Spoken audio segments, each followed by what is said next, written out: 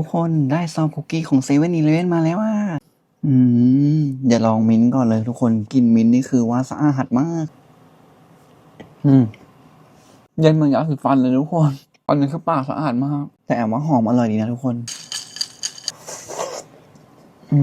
กินอันนี้เสร็จมันหลังแปรงฟันเลยนะทุกคนสดชื่นเวอร์ใช้ได้เลยซอฟต์คุกกี้มัสเมโล่ว้าว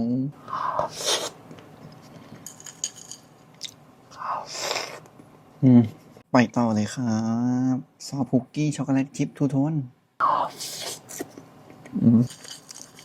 ของนะทุกคน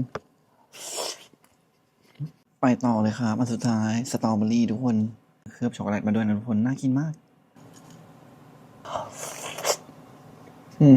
อามว่าใครชอบเวฟสตรอเบอรี่ผลไม้อามว่าลองอันนี้เลยทุกคนอามบอกเลยว่าถ้าใครชอบกินซอฟต์คุกกี้นุ่มๆนิ่มๆนะทุกคนไปจัดเลยทุกคนที่เซเว่นอีเลฟเว่น